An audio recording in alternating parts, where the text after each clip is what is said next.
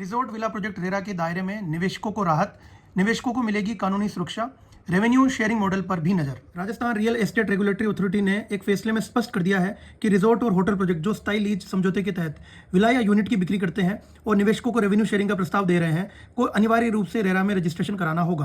प्राधिकरण ने माना है कि ऐसे प्रोजेक्ट भी रियल एस्टेट निवेश के दायरे में आते हैं और खरीदारों के हितों की सुरक्षा के लिए इन्हें कानून के तहत लाना जरूरी है।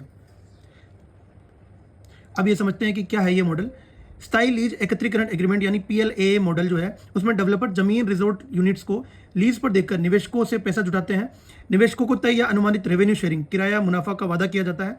ऐसे प्रोजेक्ट की बिना रजिस्ट्रेशन बिक्री या मार्केटिंग गैरकानूनी मानी जाएगी। प्रोजेक्ट की पूरी जानकारी, लेआउट, टाइमलाइन, मंजूरी सार्वजनिक की जाएगी। फैसले से बढ़ेगी जवाबदेही। स्थायी लीज एकत्रीकरण एग्रीमेंट PLAA आधारित रिजॉर्ट होटल प्रोजेक्ट्स को अब स्पष्ट रूप से रियल एस्टेट प्रोजेक्ट की श्रेणी में माना जाएगा, जिससे ये सीधे रेरा के दायरे में आ जाएंगे। इसका मतलब ये है कि ऐसे प्रोजेक्ट में निवेश करने वाले खरीदारों और निवेशकों को अब कानूनी सुरक्षा मिलेगी। खासतौर पर रेवेन्यू शेयरिंग जैसे मॉडल जिन्हें अब तक अलग तरीके से पेश किया जाता था, वे भी रेरा के नियमों के अधीन होंगे। डेवलपर्स नियमों से बचने या प्रोजेक्ट्स को अलग श्रेणी में दिखाकर जिम्मेदारी से बच नहीं सकेंगे। तो ये